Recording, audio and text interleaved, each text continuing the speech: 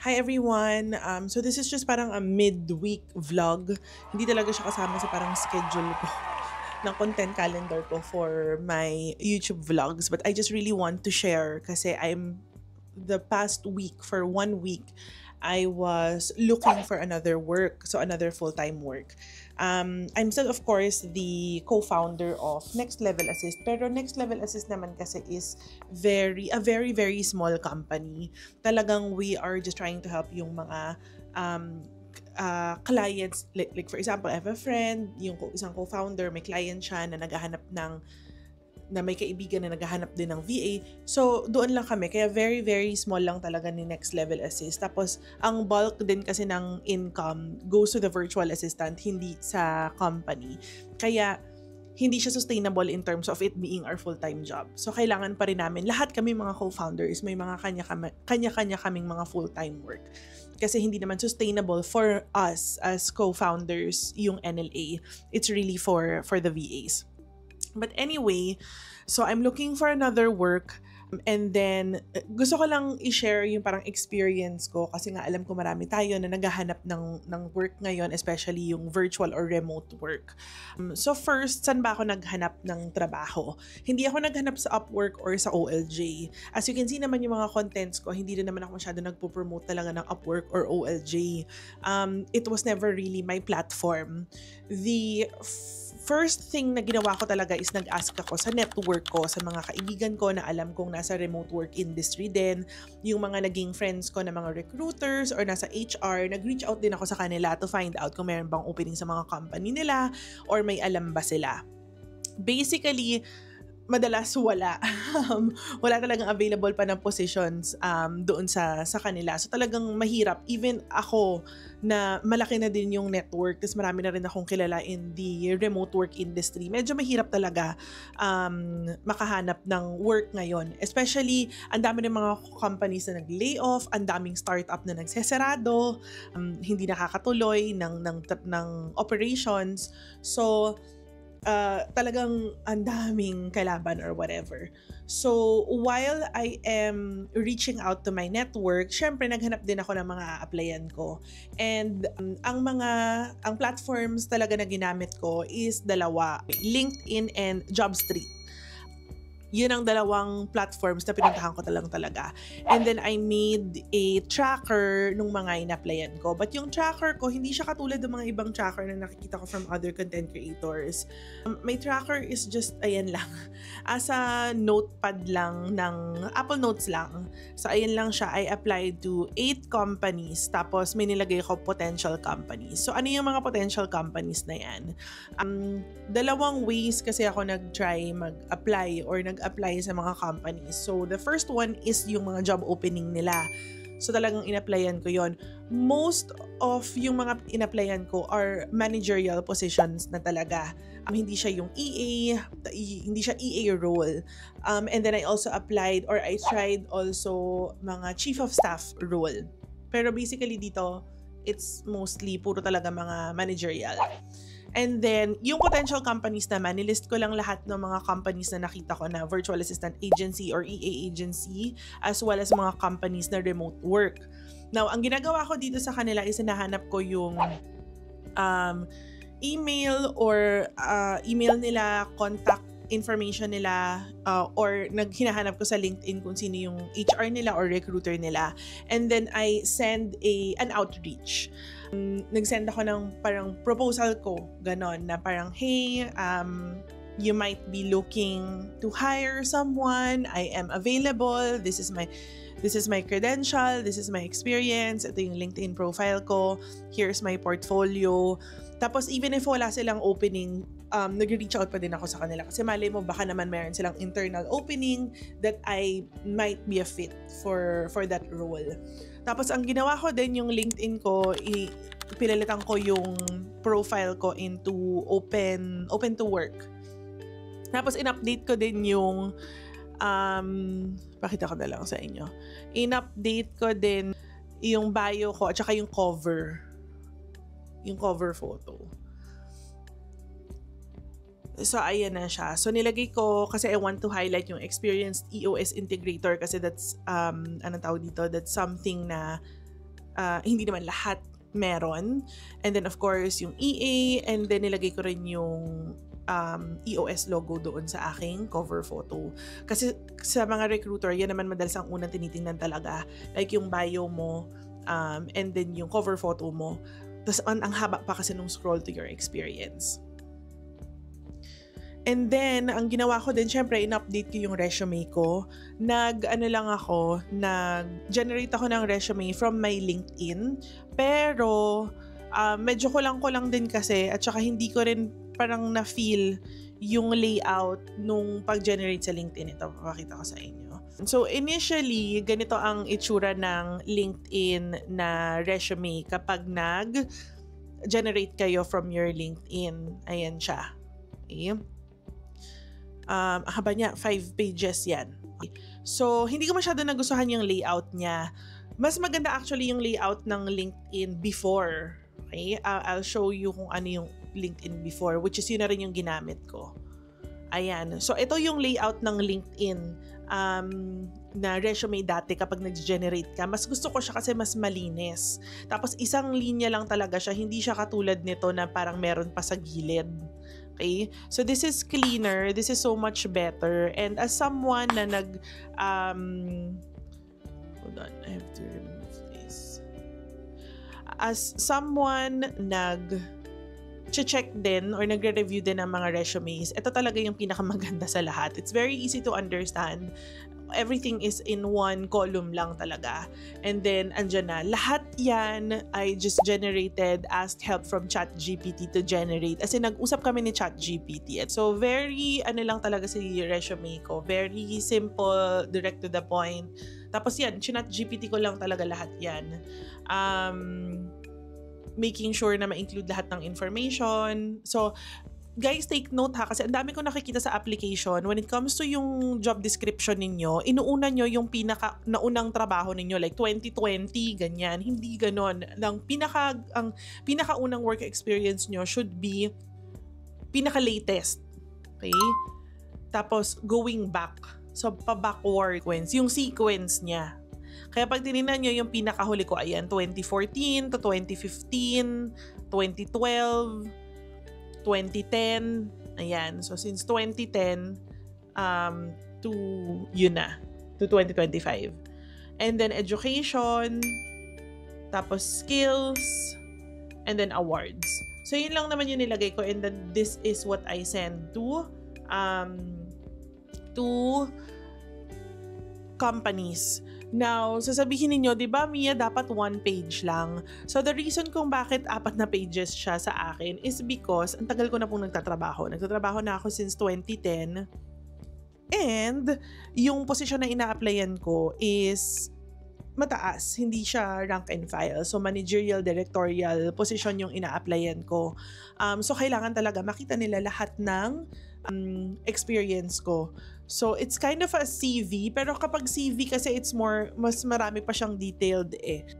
And then, ito lang din nasasabihin ko din sa inyo, ang experience ko din with all of the 8 companies na in-applyan ko, lahat sila, kailangan niya mag-send ng introduction video.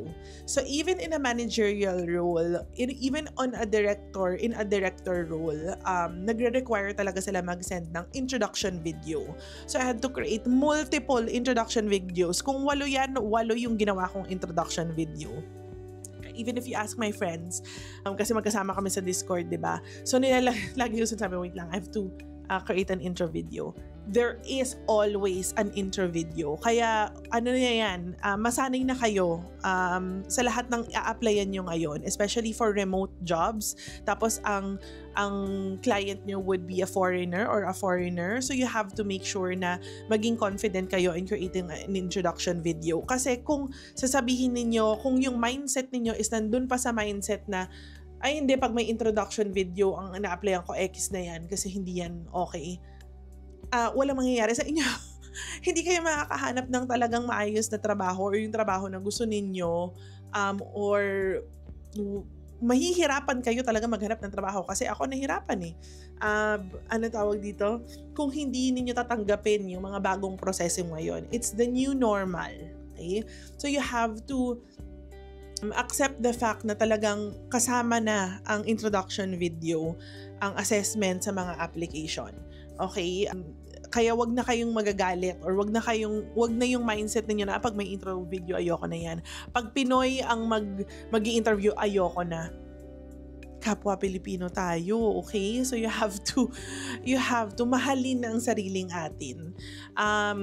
Okay, and then ano pa bang mga tips ko for that? So yun lang, meron naman akong work now. I am very, very, very, very, very, very, very, very happy and thankful. Actually, hinintay ko talaga yung work na yon. It was just really supposed to be, yun lang yung a-applyan ko or yun lang yung offeran ko. Pero medyo natagalan kasi before sila bumalik. So I was scared na parang hala baka, kasi nag-cold outreach lang din ako sa kanila eh. Nag-send lang ako ng proposal na, hey, I'm available, I'm looking for work, ganyan. Ito yung mga pwede kong ibigay sa inyo. So, akala ko, feeling ko noon kasi na parang, ay, baka hindi nila nagustuhan yung proposal ko. So, nag-start na ako maghanap ng trabaho. But nagkaroon ako ng isang, out of the 8 na sinubmit ko, right now, merong isang nag-turn down na sa akin.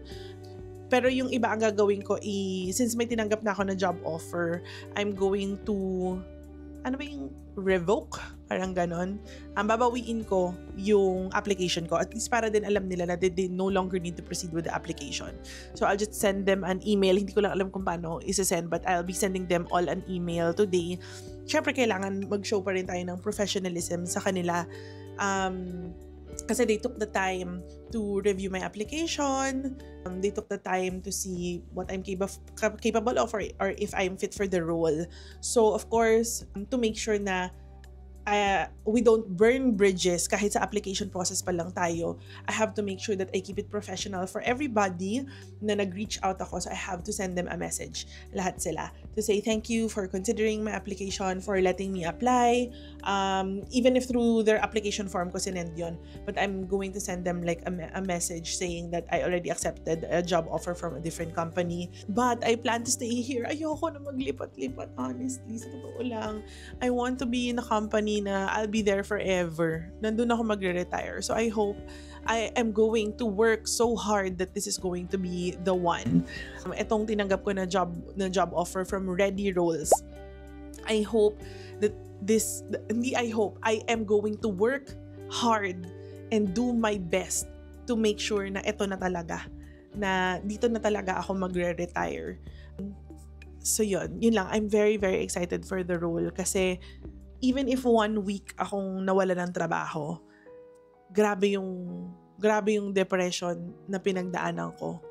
I don't take depression lightly or just saying it or saying it na kasi ayoko isipin ng mga tao na depressed, malungkot ka lang naman. Hindi. I've been through a really alam ko yung feeling kapag yung difference ng depression sa malungkot.